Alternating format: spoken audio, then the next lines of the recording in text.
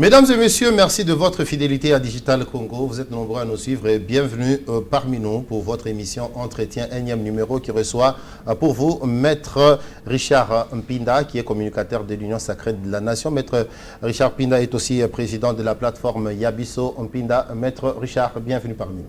Merci de nous recevoir. Merci aux téléspectateurs de nous accorder ou de nous recevoir encore chez eux.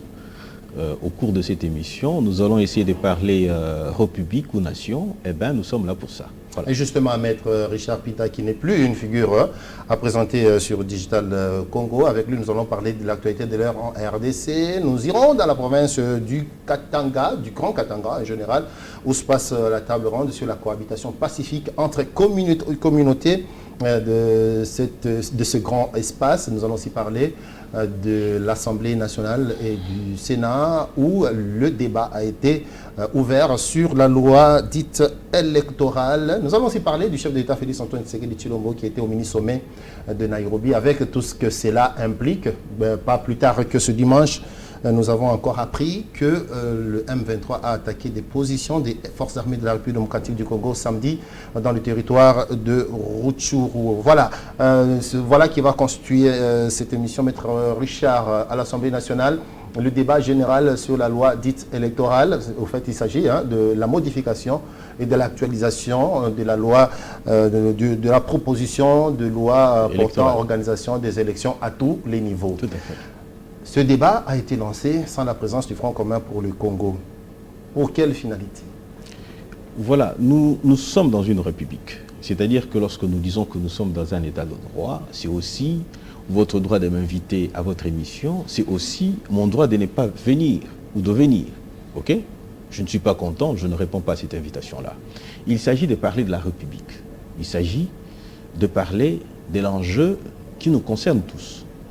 L'enjeu qui préoccupe la population, c'est-à-dire les élections. C'est-à-dire qu'en 2023, nous devons aller aux élections. Et pour ce faire, nous partons des lois qui ont existé et nous nous disons que ces lois doivent être modifiées pour répondre à certaines imperfections, parce que nous sommes partis d'un point pour un autre. Et ici, c'est là où il y a eu une contradiction. Nos amis du FCC, en 2020, lorsque nous étions,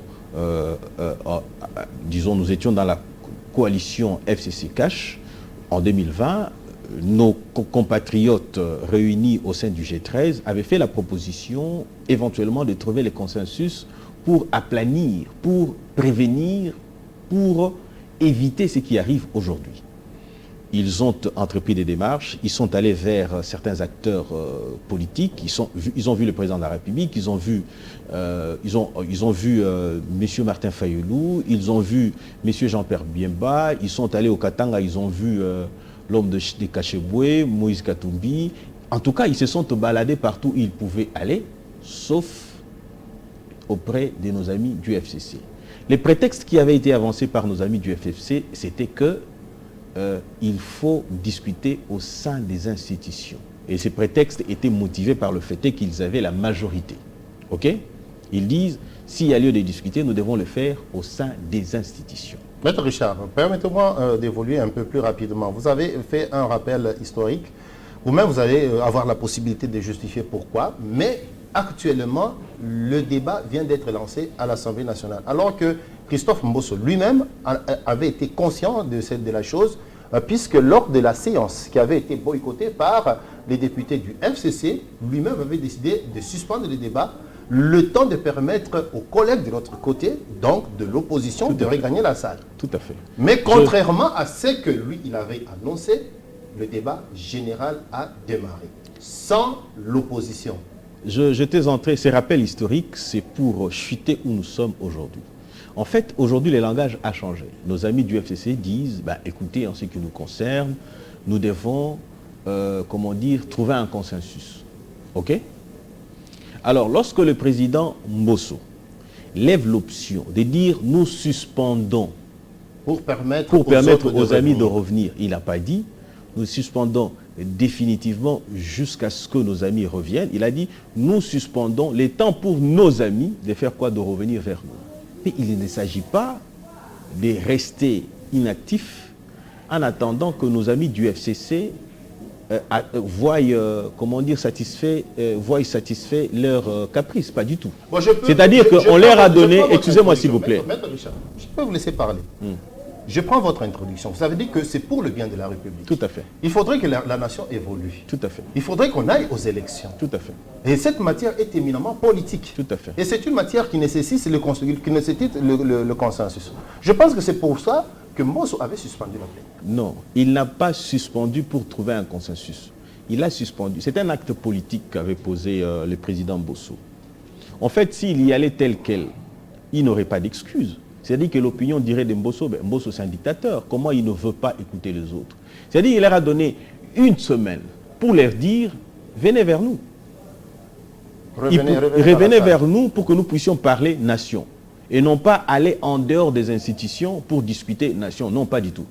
C'est en fait, en d'autres termes, ce qu'il a voulu leur dire. En fait, Mbosso, au jour d'aujourd'hui, il a une excuse auprès de l'opinion tant nationale qu'internationale sur cette question-là. Pas une excuse surtout, hein, parce qu'il avait aussi la possibilité de les rencontrer. Parce que tout juste après ne vous en faites pas. Porte, ne vous en faites pas. Les en politique, du FCC avaient demandé d'être associés à des travaux préliminaires avant que cette matière ne soit programmée à l'Assemblée nationale. En politique, la moindre des choses pour Mbosso aurait été de les écouter. Ou plutôt de favoriser ce cadre. Ne vous en faites pas. Où est le bas? Ne vous en faites pas. Il y a des cadres qui existent. Raison pour laquelle j'ai dit en politique, les canons existent toujours. En politique, on ne peut pas rencontrer ou on ne peut pas voir Joseph Kabila se rencontrer avec Tshisekedi, mais vous ne savez pas s'ils prennent les téléphones et ils s'appellent mutuellement. D'ailleurs, vous vous rappellerez que l'anniversaire de Joseph Kabila, Tshisekedi l'a appelé, à l'anniversaire de Tshisekedi, eh bien, Joseph Kabila l'a appelé vice-versa. C'est de la même manière que j'ai dit Martin Fayoulou peut appeler Tshisekedi, Tshisekedi peut appeler Martin Fayoulou, Moïse peut ainsi de suite, tout ça. Ok. C'est en ces moments-là, je vous dirais tout simplement que les canons existent. Et aujourd'hui, voilà où je veux en venir. Les consensus... Donc vous faites référence aux canaux préétablis. Non, mais les canons de communication existent. Puisque lorsque vous dites qu'on n'a pas approché nos amis du FCC, mais ici, ils ont sollicité d'être associés à des travaux préliminaires. S'il vous plaît. Les travaux, s'il vous plaît. Les travaux préliminaires se font au sein des commissions. Et le FCC sont membres de toutes les commissions. Mais alors, qu'est-ce qui fait alors que le FCC ne soit pas d'accord avec ce prêt-à-porter qui lui a été présenté? Non, ce n'est pas un prêt-à-porter, je vous ai dit, raison pour laquelle je vous ramenais sur ce qu'avaient fait nos amis du G13. Je vous ai dit qu'ils ont préparé une loi pour éviter à ce qu'il y ait... Vous estimez que cette mouture qui a été présentée, elle est telle qu'elle, depuis toutes ces années, il n'y a même pas eu certaines modifications ou bien certains ajouts? Non, aujourd'hui, le travail avait été fin prêt. Depuis 2020, on a présenté ce travail à l'opinion. On est allé donner une copie à la présidence de la République, ainsi de suite. C'est-à-dire que les institutions de la République avaient cette copie-là. OK? Et aujourd'hui, le FCC, pour avoir évité en amont de prendre part, trouver des consensus d'autres questions à cette époque-là, aujourd'hui, ils veulent nous retarder. En fait, le vrai problème... Ça veut dire, vous insinuez par là que depuis 2020, il n'y a pas eu de retouche. Non, il n'y a pas eu de retouche. Okay. J'ai une copie de cette proposition de loi. Il n'y a pas eu de retouche depuis. Alors, je voudrais ici, d'ailleurs, on ne va pas à l'opinion pour, valider cette proposition telle qu'elle. Au sein de l'hémicycle, on discutera sur cette question-là. D'ailleurs, il y a des débats qui sont ouverts quant à ce. Vous allez voir même qu'on a fait d'autres propositions. Et ils en ont fait 18 propositions, par exemple, qui sont acceptables, tolérables, et tout ce que vous voulez, ainsi de suite, tout ça. Mais au-delà de ça, vous avez suivi l'honorable Nsigni Pouloulou, par exemple, en faire d'autres. Lorsqu'il dit, par exemple, pour être président de la République, il faut avoir été sénateur, il faut avoir été, député. Les amendements, donc ils peuvent ou ne pas être pris en compte. Non, ne vous en faites pas. La proposition faite ne sera pas acceptée in extenso verbis. Quand on l'amène au niveau de, on la porte plutôt au niveau de l'Assemblée nationale, c'est pour éventuellement y apporter des modifications. Justement. Alors, lorsque vous avez notre ami Nsinghi Mpululu vient avec des propositions, c'est tout simplement pour éventuellement apporter des modifications. Justement. Okay, voilà. On modifie à la loi existante. On ne vient pas faire adopter une nouvelle loi. Ça, c'est déjà un élément qu'il faudrait prendre en compte. Mais le vrai problème n'est pas là. Le vrai problème est ailleurs. Le vrai problème du FCC est ailleurs. Vous savez, généralement, lorsque on voudrait que on initie pareille démarche, c'est pour éventuellement obtenir autre chose. En politique, ce sont les enchères qu'on fait. Les enchères, c'est ce qui permet à ce que l'on puisse obtenir. On fait pression pour obtenir. Et ici, la réalité, c'est tout autre. Okay? C'est-à-dire qu'il faut avoir un candidat du FCC. Qui est le candidat du FCC? C'est Joseph Kabila. Au terme de la Constitution, ils le savent. Du point de vue de droit, du point de vue de... comment dire... Maître Richard, permettez-moi, hein, vous ouvrez le temps. Laissez-moi achever cette pensée. Maître Richard, laissez-moi achever, s'il vous plaît. Vous ne pensez pas que vous entrez déjà dans des insinuations, alors qu'il aurait été mieux de les approcher, parce qu'eux-mêmes ont sollicité qu'on puisse mettre en place un cadre qui puisse permettre aux deux parties de se fixer d'abord sur cette matière qui doit être présentée en plénière. En face de vous, pourquoi ne pas le faire et passer justement directement à des insinuations. En face de vous, vous avez un politique. C'est-à-dire que ce qu'ils font, je le comprends. Je sais lire les choses différemment de vous et différemment d'autres personnes. Pourquoi? Je ne dis pas que c'est être prétentieux, non, pas du tout. J'ai dit tout simplement le fait d'être en politique, je sais comment est-ce que ça fonctionne. C'est-à-dire qu'ils veulent obtenir autre chose. Ils le savent que dans un cadre juridique, dans un cadre de droit, Kabila ne pourra pas revenir comme candidat président de la République. Alors il faut aller trouver un consensus. Qu'est-ce qu'ils entendent par consensus? Ils vous disent ceci, que, écoutez, nous n'allons pas dans un dialogue pour partager les postes, ok, nous allons pour trouver un consensus. Ce n'est pas un dialogue tel que vous l'interprétez. Ce n'est pas un dialogue, mais nous allons trouver un consensus. C'est-à-dire qu'il ne s'agit que du consensus, ce consensus peut être trouvé au sein des institutions. Alors lorsqu'on est dans les cadres institutionnels, on reste dans les prescrits de la loi. Mais lorsqu'on va en dehors des institutions, on va aller chercher à ce que le politique vienne peser pour éventuellement permettre à ce que l'on puisse accéder à d'autres choses, même si la Constitution ne les dit pas. Vous savez, l'on dit, lorsque la politique entre par une fenêtre, par une porte, le droit s'en échappe par la fenêtre. Donc c'est-à-dire que lorsqu'ils y vont, ils savent que du point de vue de droit, du point de vue juridictionnel, quand j'ai dit juridictionnel, c'est-à-dire qu'on devrait recourir à l'interprétation de l'article 70, ok, on vous dira carrément qu'il n'a pas lieu de revenir parce qu'il est sénateur à vie. Si on avait le temps là-dessus, je vous aurais démontré à suffisance pourquoi. Alors, Maître Richard, vous êtes un politique, vous êtes aussi un communicateur de l'Union sacrée pour la nation, mais contrairement à ce que vous êtes en train d'avancer là, l'Union sacrée aujourd'hui est au pouvoir, l'Union sacrée contrôle et le gouvernement et le Parlement, mais on ne sent pas la volonté d'organiser les élections en 2023, qu'on se le dise. C'est quoi pour vous la volonté d'organiser les élections? Déjà, vous n'arrivez même pas à doter la CENI des moyens conséquents pour commencer déjà le travail aujourd'hui. Cela a été décrié par celui que l'Union sacrée a porté haut vers la tête de Moi, je l'ai toujours dit, je l'ai toujours dit et je continue de le dire, que la question qu'il y a eu où le président de la CENI a fait une sortie médiatique et que le ministre des Finances en a fait aussi une autre, ok, c'est une question qui est déjà dépassée. À ce niveau-là, la question a été déjà, l'argent a été mis à la disposition et on évolue. Là, ça ne concernait qu'une rubrique. Parce que le président de la CENI a aussi circulé dans les dépôts de la Commission électorale nationale indépendante pour montrer qu'il y a besoin urgent d'intervenir si on tient à organiser les élections 2023. À moins qu'on ait un autre agenda. Et cet agenda, c'est l'exécutif. Mais en face de vous, ok, ou par devers vous, par devers la nation en ces jours, nous avons une preuve éloquente de la volonté d'organiser les élections dans les délais constitutionnels. Parce qu'on peut doter de l'argent, on peut donner de l'argent, tout ce qu'il veut comme somme d'argent aujourd'hui, mais s'il n'y a pas de loi électorale, nous n'irons pas aux élections. Voilà pourquoi, aujourd'hui déjà, lorsque nous parlons loi électorale au niveau de l'Assemblée nationale, au niveau du Sénat, cela est une preuve manifeste, très éloquente, je dis bien, de la volonté excessive d'organiser les élections. Maître Richard, a-t-on besoin d'une loi électorale pour doter la CENI des ordinateurs? Je vous ai dit ceci. Voilà ce qui se passe. On en a besoin. pour a-t-on doter besoin d'une loi électorale pour donner les finances nécessaires pour acheminer le matériel, pour former les agents? Exactement. Vous savez, dès cet instant ici, pendant que nous vous parlons, ok, les agents de la CENI ont été formés au centre Nganda il n'y a pas longtemps. Les agents de la CENI, aujourd'hui, les uns sont déployés ça et là, c'est-à-dire dans les provinces, ok, en train de former les CENI locales. À quand la révision du fichier électoral?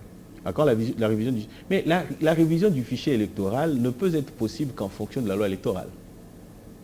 On révise le fichier électoral, on définit par rapport à la loi électorale, c'est la loi électorale qui détermine qui peut aller se faire enrôler ou pas du tout.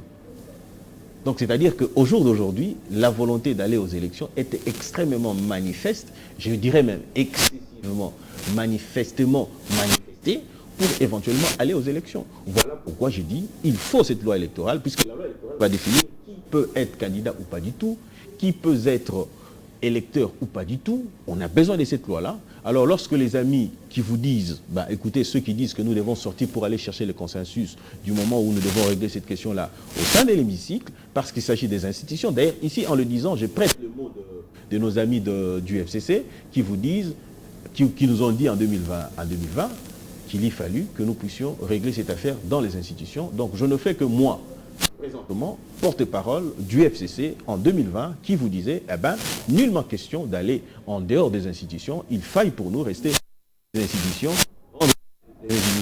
fortes pour permettre à ce que les élections soient continuées ainsi. En tant que votre argumentaire, vous comme moi, souhaitons l'organisation des élections dans un délai constitutionnel, mais que ce soit aussi de bonnes élections. Et maintenant, vous, de l'Union Sacrée, est-ce que vous êtes à l'aise pendant que le débat sur cette matière fondamentale qui doit permettre d'organiser ces élections se fasse tout simplement entre députés de l'Union Sacrée? À ce jour, comment vous sentez-vous? Je suis très personnellement. Je suis très à l'aise. Je suis extrêmement à l'aise. Je suis vraiment très à l'aise. Lorsque les téléspectateurs me regardent, ils voient un homme très à l'aise. Et il est bien à l'aise là où il est assis, tel qu'il est assis, là il est vraiment à l'aise. Et il dit, nous sommes dans un exercice. Je vous ai dit tout à l'heure que lorsque vous êtes invité à votre émission, on peut librement y accéder ou pas du tout. C'est-à-dire que nos amis du FCC, lorsqu'ils jugent pour eux qu'il faille aller en dehors des institutions pour parler des questions aussi épineuses, aussi importantes, des questions auxquelles sont rattachés les sorts de la nation en dehors des institutions, qui refusent de le faire, c'est aussi un droit. C'est ça aussi un état de droit. L'état de droit voudrait aussi que la majorité continue son bonhomme de chemin et que la minorité qui ne veut pas se joindre à la majorité pour faire entendre sa voix reste là où elle est. C'est-à-dire que le respect de règles, les règles, nulle part il est dit que nous devons aller en dehors des institutions. C'est une pratique, une très mauvaise pratique que nous avons connue dans ces pays, qui nous a amené nulle part. Pourquoi j'ai dit nulle part? Déjà en 2006, nous avons eu des élections, nous avons eu un consensus, un dialogue avant les élections, ok? Ça nous a amené à Jean-Pierre Bemba qui a contesté les élections. Et voilà, en 2011, nous avons connu un dialogue. En 2011, nous avons connu un dialogue. Ça a eu pour conséquence élection, contestation. Nous, l'UDPS, avons contesté les élections. Lorsqu'on arrive en 2018, d'ailleurs, aujourd'hui, ok, s'il faut aller dans la logique de nos amis de la résistance, ils vous diront, nous avons un président élu. Ok? Mais lorsque vous regardez la constitution, l'architecture constitutionnelle, vous n'avez nulle part où est écrit président élu. Il est écrit président de la République, tout simplement.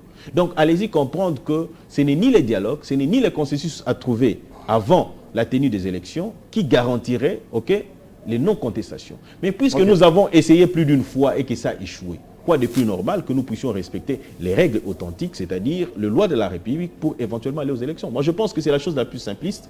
C'est une manière de dire, voilà, allons-y seulement. Non, même non, sans les autres. Non, non. Ce n'est pas une manière de dire, allons-y seulement. C'est une manière de dire plutôt, allons-y en respectant les lois de la République, tout simplement. Ok, Maître Richard Mpinda, le président de la République, Félix Tshisekedi, vient aussi de participer à un mini-sommet de Nairobi, qui a notamment parlé sur la situation sécuritaire en République démocratique du Congo. Trouvez-vous que c'est un Félix Tshisekedi fort qui participe à ce genre de réunions lorsqu'on lui demande, par exemple, de négocier encore avec les groupes rebelles? Voilà, moi j'aime bien, moi j'aime bien faire une rhétorique souvent. Au lieu de répondre directement à la question, je fais une petite rhétorique pour que nous puissions nous situer où nous sommes. C'est-à-dire que la République démocratique du Congo, jeunement ou nouvellement arrivée à la communauté des pays de l'Est, ok, il pose son problème. Il dit, eh ben, je suis ici, vous qui êtes mes pères, je souhaiterais à ce que vous puissiez éventuellement m'aider à résoudre l'instabilité, l'insécurité que j'ai dans mon pays. Puisque vous êtes les... Vous savez... Et parmi ces pères, il y a le président rwandais et le président mais il fait partie... Oui, non, j'ai rappelé tout simplement. Oui, il fait partie des États de l'Est. Alors, ici, je voudrais dire, il va vers ses pairs, c'est-à-dire le président rwandais, le président ougandais, le président tanzanien. Il n'y a pas que parmi ceux qui nous créent l'insécurité, il y a aussi les éléments tanzaniens, kenyans, ainsi de suite. Tout ça. C'est la partie Est, en fait. Les ressortissants de ces pays-là, ils se trouvent aussi. Bon, principalement le Rwanda et l'Ouganda, parce que la Tanzanie et le Kenya, jusque-là, on n'a pas encore parlé.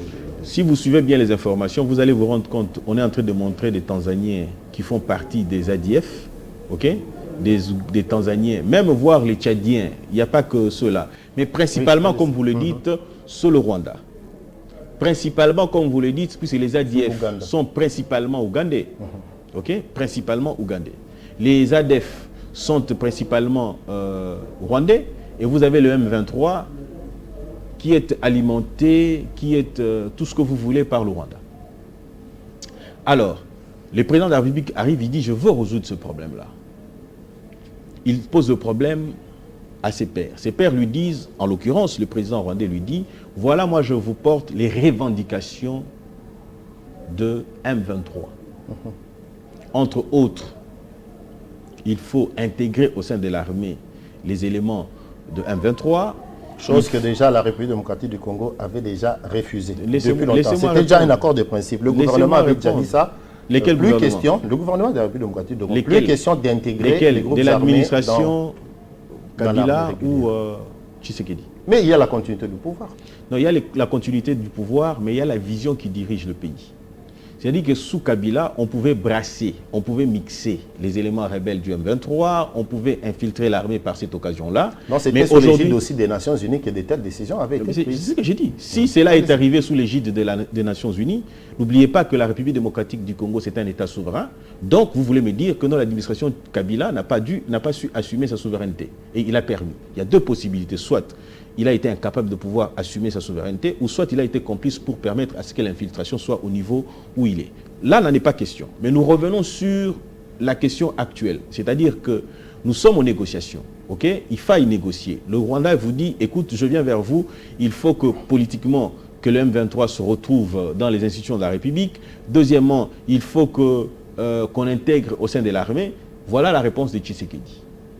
Vous avez les M23 chez vous. Moi, j'ai les ADF, et plutôt les FDLR, chez moi ici. L'armée patriotique rwandaise, ici chez moi. Est-ce que vous accepterez, vous, que je prenne ces éléments-là et que je vous les apporte tels quels pour cette finalité-là? Cette réunion s'est terminée en quai des poissons. Récemment ici, au mini-sommet, le président de la République, il y va pour éventuellement cette finalité-là, parler avec ce monde-là. Ok? Pendant qu'il y est allé pour parler avec les groupes armés, en République démocratique du Congo, la population dit non. Le président de la République dit, en tout cas en ce qui me concerne, je ne peux plus y rester. Maintenant, pour comprendre ce qui se passe là-bas, il faut se référer aux résolutions. Les résolutions disent quoi? Les résolutions ne disent pas qu'il faut lever l'option d'intégrer au sein de l'armée les rebelles. Ça, c'est d'abord un. Deuxièmement, les résolutions disent, donnent un avertissement, un dernier avertissement. Ils leur disent, groupe rebelle, si vous ne déposez pas les armes, voilà. Si vous ne le faites pas aujourd'hui, soyez-en sûrs et certains que nous allons vous donner un statut. Quel statut? Force négative. Et si vous êtes une force négative, c'est-à-dire que nous, la communauté des États de l'Est, d'Afrique de l'Est, vont se réunir pour éventuellement faire quoi? Vous traquez à déposer. Non, vous traquez. Vous contraindre à déposer, c'est-à-dire qu'on vous redonner encore l'occasion de pouvoir discuter. On va vous traquer. D'ailleurs, moi je me réjouis. Lorsque vous avez parlé ici, vous avez dit que les M23 ont encore attaqué. Oui. Vous savez, ça veut dire quoi? C'est-à-dire qu'ils envoient un message que nous ne sommes pas d'accord avec ce qui se passe. Ce samedi. Je suis d'accord avec vous. M23 ont attaqué des positions des Je suis d'accord dans le territoire. Je suis d'accord avec vous. Et alors qu'une trêve moi, a je été me décidée. réjouis. Non, pas des trêves qui ont été décidées. Ils ont levé l'option unilatéralement. OK? Moi, je me réjouis de leur position. Ça transmet un message pour dire que là où nous sommes au Kenya, nous ne sommes pas d'accord avec vous. D'ailleurs, vous apprendrez qu'on a chassé quelques-uns qui devaient représenter le M23. On parle du Makenga. Ils n'ont pas été reçus. En fait, c'est une façon élégante de dire les choses, qui n'ont pas été reçus. Les Makenga et consorts. Ils n'ont pas été reçus. Pourquoi? Parce à cause de leur statut. Ils retournent maintenant pour faire la guerre. Ils veulent quoi? C'est-à-dire qu'ils veulent imposer leurs avis. Et ici, il faut comprendre que la République leur a dit non. Puisque la République leur a dit non, la conséquence normale, c'est qu'ils ne peuvent plus aller dans cette option-là. Alors, moi, je m'en réjouis, je disais tout à l'heure. Okay? On n'y va pas pour négocier avec les rebelles. On va pour dire aux rebelles, vous avez jusqu'à tel moment, comment vous pouvez faire pour éventuellement profiter du programme qui a été mis en place. C'est cela, en fait, le problème, et ce qui permet à ce que nous puissions évoluer dans ce sens-là. Voilà, Félix Tshisekedi qui doit encore prendre langue avec ces groupes armés. Espérons que cela va quand même aboutir à une solution attendue par tout le monde pour le retour de la paix enfin à l'est de la RDC. Non, là, il faut faire attention.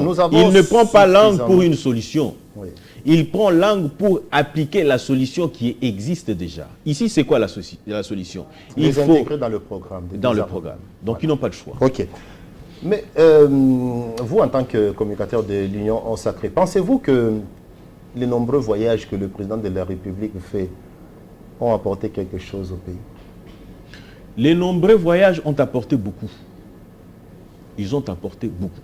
Aujourd'hui, par exemple, lorsque nous parlons de la République démocratique du Congo et du Rwanda, à mon entendement que le Rwanda est en position de faiblesse, c'est tout simplement parce que la diplomatie a joué énormément.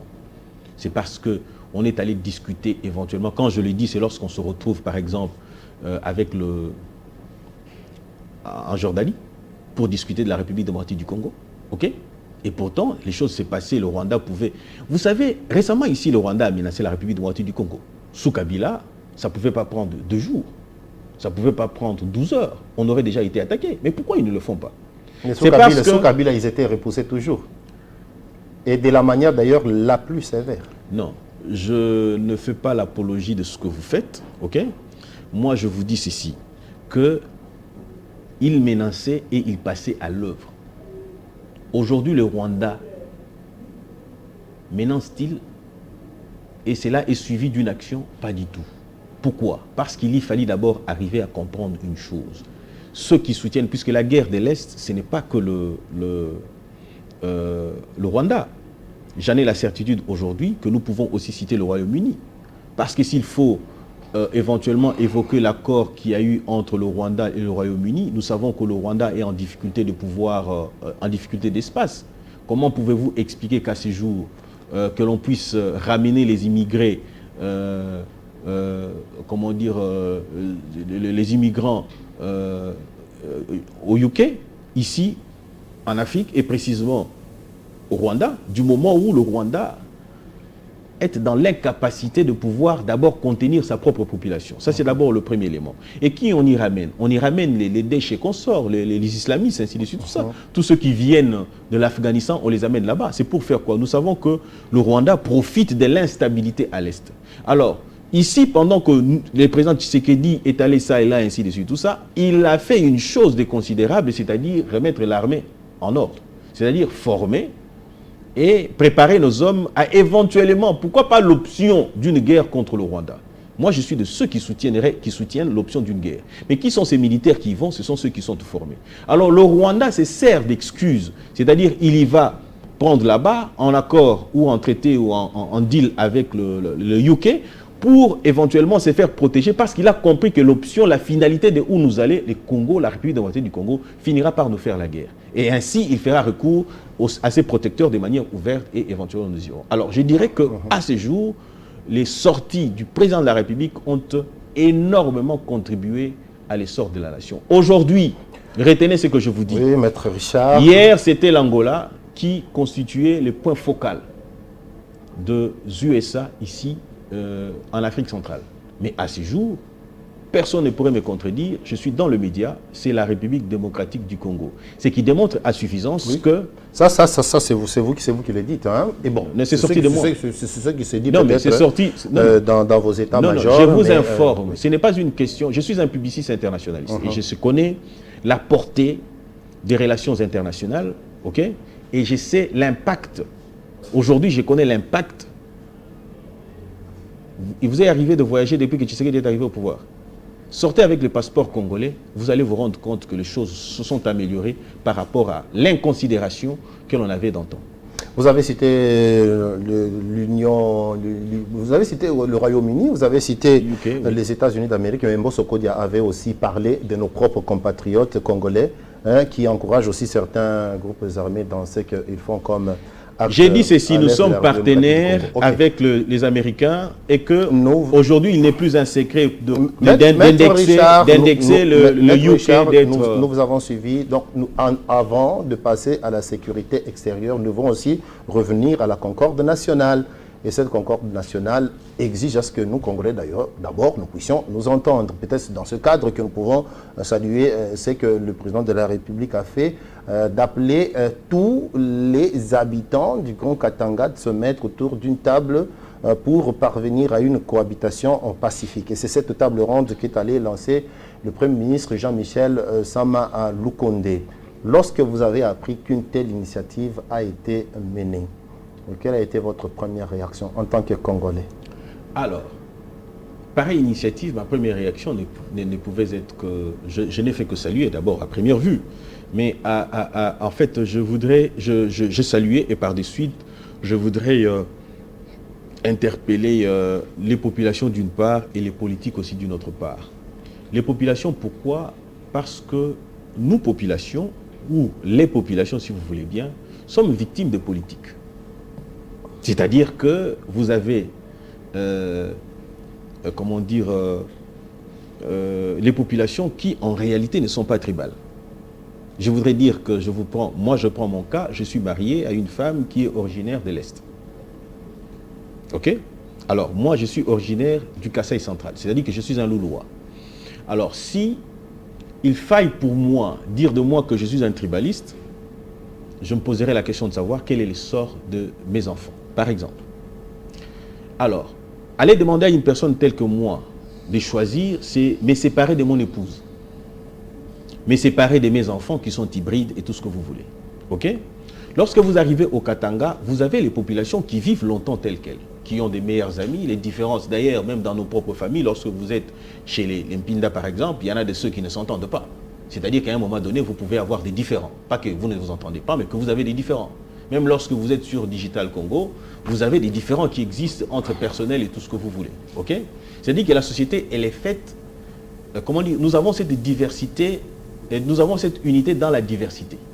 C'est ce qui nous identifie Congo. Le Congo, c'est Mukongo, Mouswahili, Mundibou, tout ce que vous voulez, ainsi de suite, tout ça. C'est cela le Congo. Alors, ici, il arrive que les politiques, c'est nous, les politiques, qui manipulons l'opinion pour nos intérêts personnels. Je vous prends une illustration. Lorsque, d'ailleurs j'ai trouvé, moi j'ai rigolé lorsque j'ai vu l'honorable Dominique est sorti, a fait une sortie, Mounongo a fait une sortie médiatique pour éventuellement, comment dire... fustiger le comportement des Kassaïens, ainsi de suite. Dans le Grand Katanga. Je réfléchis avec vous. On dit les Kassaïens mangent du chien. Ce qui est tout à fait évident, ok, qu'ils mangent du chien. Le chien est mangé par les hommes, ok, Kassaïens, et précisément les Balouba, ok. Mais lorsque vous êtes au Katanga et que Dominique dit, eh ben, que les mangeurs des chiens rentrent chez eux, c'est qu'ils veulent dire, comme les hommes Kassaïens qui mangent les chiens, qu'ils quittent les Kassaïs et qu'ils restent avec leurs femmes parce qu'ils ne mangent pas les chiens. C'est déjà une contradiction. Deuxièmement, lorsqu'il se réfère au Kasaï, il dit mangeur des chats. Mais vous êtes bon, Maître Richard, oui, justement, ça, ce sont des analyses de fond. Non. Je vous avais d'abord posé une question à caractère général. Mais revenons d'abord sur cette table ronde. Permettez-moi, je vais chuter par la table ronde, s'il vous plaît. Je vais chuter par la table ronde. Ici, je voudrais relever une chose. Je voudrais dire que cette attitude discriminatoire, moi, je l'ai condamnée. Parce que les Chinois qui sont au Katanga, ils vous bouffent du chat. Bon, c'est bien. Voilà, c'est à condamner. Ça, ce sont les propos qui n'engagent que Dominique Mounongo. Non, revenons à la table ronde. Raison pour laquelle je suis en train de réagir par rapport à la table ronde. Allons-y palier par palier. Maître Richard Pinda, qu'est-ce qui peut faire que deux communautés, pendant des décennies, n'arrivent toujours pas à se réconcilier? Nous avons vécu aussi dans les grands Katanga. Nous avons vécu dans les grands Katanga. Mais pourquoi est-ce que c'est toujours Katangais et Kassaïens? Et bon, rarement Katangais Kivussien, Katangais Bakongo, Katangais Bangala, tout ça. Mais c'est toujours Katangais Kassaïens. Je suis déjà en train de répondre à cette question-là, mais vous ne voulez pas l'écouter. Pourquoi est-ce que deux... Moi, ma question c'est celle-ci. Pourquoi est-ce que deux communautés n'arrivent toujours pas à s'entendre pendant des décennies? Ça, c'est votre point de vue. Je suis en train de répondre à cette question-là et vous ne voulez pas m'écouter. Voilà ce que j'ai dit. J'ai dit que c'est la manipulation des politiques. Moi, je suis du Kasaï central. Je suis Louloua. Je suis né à Kinshasa. J'ai grandi à Kinshasa. Ok? Je n'ai jamais été chez moi au Kasaï. Je suis plus quinois que certaines personnes qui sont peut-être des pères, en fait, qui sont originaires de Kinshasa. Ok? J'ai toutes mes activités ici à Kinshasa. Je peux aller aussi exercer ma profession d'avocat dans le Kasaï. Je ne le fais pas parce que moi, si j'allais au Kasaï, je serais un étranger. Mais parlons un peu de la situation. Non, mais je suis en train de parler de cette situation-là. Je suis en train de répondre. Je sens que vous personnalisez. Non. Peut-être que vous n'êtes pas trop à l'aise. Le problème avec vous, c'est quoi? C'est que vous voulez avoir des réponses qui vous correspondent à vous. Non, sur la table ronde. Laissez-moi répondre. Laissez-moi répondre. Est-ce que je peux répondre à ma manière? Allez-y. Les questions sont vôtres, les réponses sont miennes. Allez-y, maître. Et je ne suis pas non plus censé répondre selon que vous le souhaitez. Je réponds selon que moi je l'entends parce que c'est à moi que vous adressez les questions. Alors, je voudrais dire ceci. Que j'ai grandi ici. Je me présente comme candidat ici à Kinshasa. C'est-à-dire que toute ma vie, c'est ici. OK? Alors, vous pensez que les Batéké, originaires de ces terres ici, peuvent me dire que je suis moins quinois que eux? Raison pour laquelle je ramène maintenant cette réalité au Katanga. Il y a des Kassaïens qui sont nés au Katanga. Ils ont grandi au Katanga. Là, je vous vois que maintenant vous arrivez à comprendre que je ne personnalisais pas les débats, mais je faisais une transfiguration. Allez-y. D'ailleurs, je peux même vous aider. Non, laissez-moi y aller. Ce sont mes réponses à moi. Laissez-moi y aller. Il y en a des Kinois, des Katangais, des Kassaïens qui sont nés là-bas, qui sont même mariés au Katangais. OK? Qui sont beaucoup plus à l'aise là-bas que dans les Kasaï. OK? Vous n'allez pas dire à ces Quinois là, à ces Kassaïens là qui n'est pas Katangais. Vous allez vous rendre compte que certains parmi eux ont perdu même leurs origines. C'est-à-dire qu'ils ne savent pas. Vous savez, lorsque cette affaire de comment on appelait ça déjà, lorsqu'on a chassé les Kassaïens dans les Kassaïs, certains sont rentrés, le refoulement là, lorsqu'ils sont rentrés dans les Kassaïs, ils ne savaient même pas, ils étaient dépaysés. Vous n'allez pas dire à pareille personne qui n'est pas chez lui. Les Congos, c'est nous tous. C'est ainsi que vous allez... Avant de dire, moi je pense que le fondamental se trouve au niveau des comportements. Parce que même chez les Katangais eux-mêmes, beaucoup de Katangais... Vous reprochez précisément? Non, moi je vous ai posé des questions, je n'ai pas de réponse.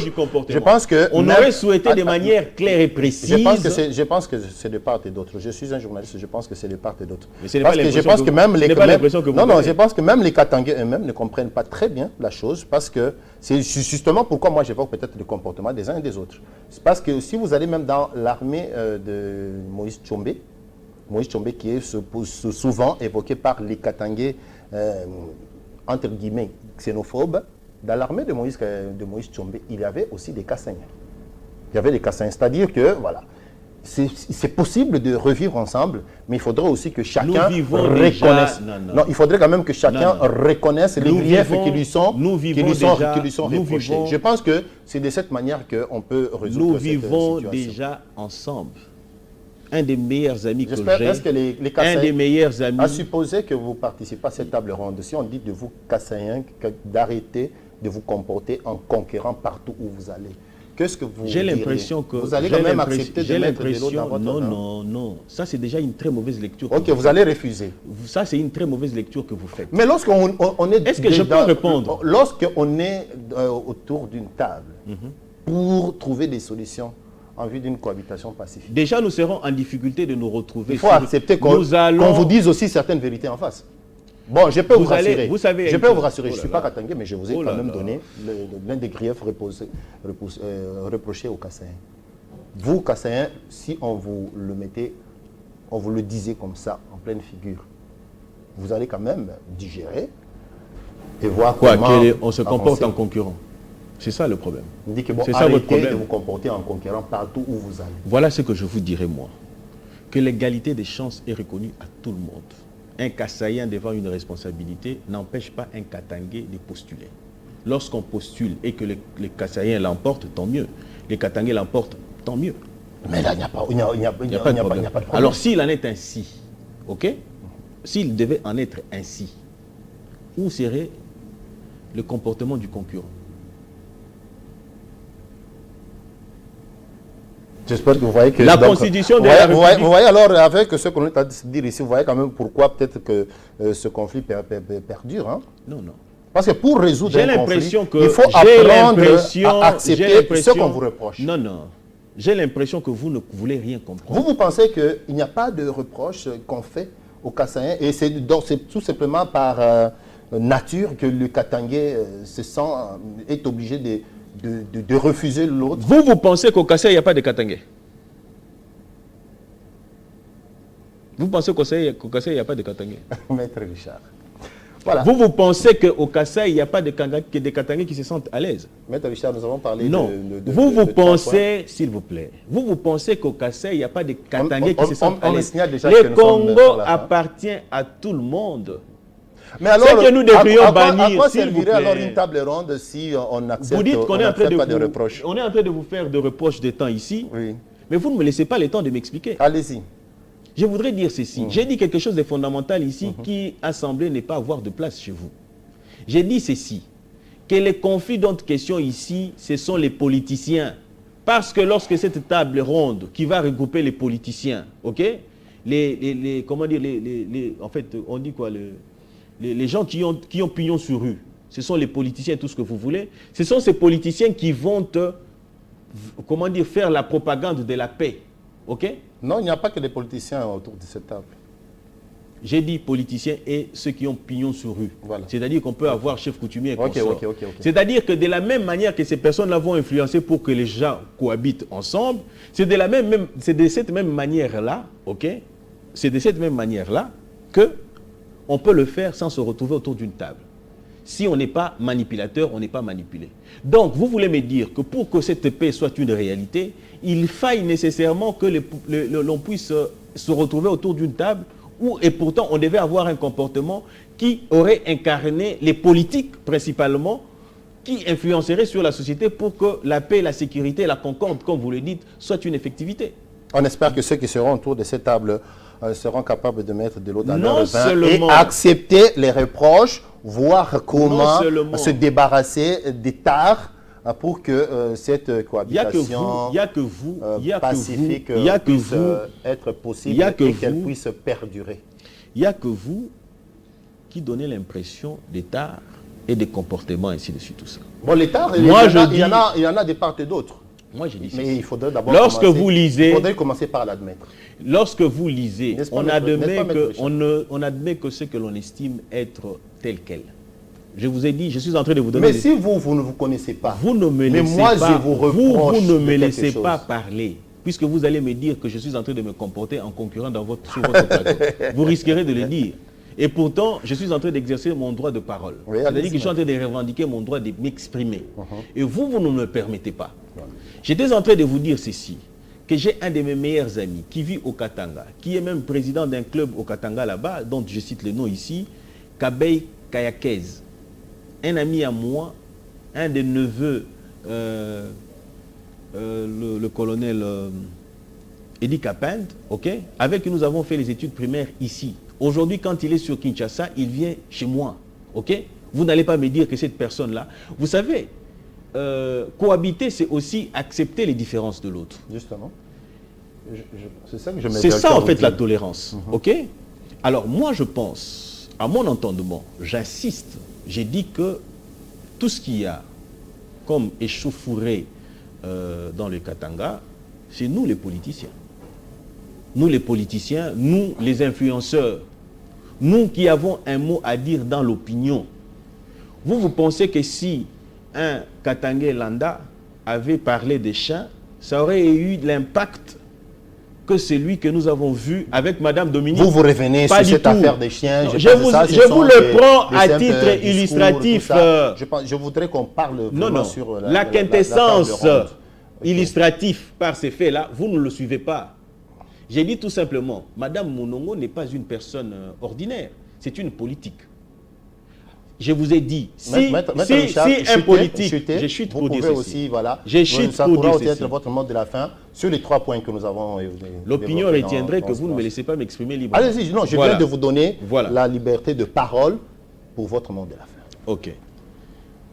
Je disais tout à l'heure que Madame Monongo, elle tient l'impact en parlant, ou que quand elle parle, il est différent d'un Katangais lambda. Pourquoi? Parce qu'elle influe sur les autres. Raison pour laquelle j'ai dit, ce qui se passe là ne concerne peut-être pas les Katangais ordinaires, qui se disent, moi j'en ai reçu des coups de fil pour me dire, mais c'est quoi cette affaire? J'ai des amis qui sont du Katanga. J'ai même les gens qui adhèrent dans la plateforme Yabison Pinda, originaires du Katanga. Ces gens-là ne voient pas Katanga, Kassaïen, Kivoussien et consorts, ils voient la République. Et la République garantit l'égalité des chances de tous. OK? Si vous pensez que tel se comporte en violation de loi, eh bien, il y a la loi qui règle aussi comment contraindre cette personne-là. Je vous ai posé la question de savoir si au Katanga, au Kasaï, il n'y avait pas de Katangais. Si à Kinshasa, il n'y en a pas. Si dans les Bas-Congo, il n'y en a pas. Si ainsi de suite. C'est ça, en fait, le Congo. C'est cette diversité, raison pour laquelle j'ai dit que nous sommes, comment dire, nous sommes unis dans la diversité. Alors, comme mot de la fin, mon mot de la fin va porter sur cette affaire de ces assises au Katanga, okay, de cette concorde nationale qu'on est en train de rechercher. Mon mot de la fin sera beaucoup plus à la population. La population doit savoir une chose. Le maître du jeu, c'est seule la population. Et la population peut dire non à l'influence des politiques. Parce que nous, politiques, nous avons tendance à poursuivre un objectif qui est ou autre que celui de la population. Et la conséquence, c'est que nous nous servons de la population pour éventuellement atteindre ces objectifs-là. Alors, la population où nous sommes rendus aujourd'hui, 60 ans après, nous ne disons pas que nous devons être dans des différences existent, mais n'oublions pas que ce qui fait le Congo, c'est nous tous ensemble. Mon Congo, mon Swahili, mon Ndibou, mon Nani, mon Nani. Donc, c'est ça le Congo en fait. Voilà. Très beau mot de la fin, Maître Richard Mpinda, je vous remercie. Merci à vous de nous avoir reçus. J'espère que nous avons quand même été à l'aise à travers tout notre entretien de ce jour. Merci aussi à vous, chers téléspectateurs, de nous avoir suivis. Prochain rendez-vous, ça sera aussi toujours avec un autre jeune de la province du Grand Katanga pour approfondir ce sujet.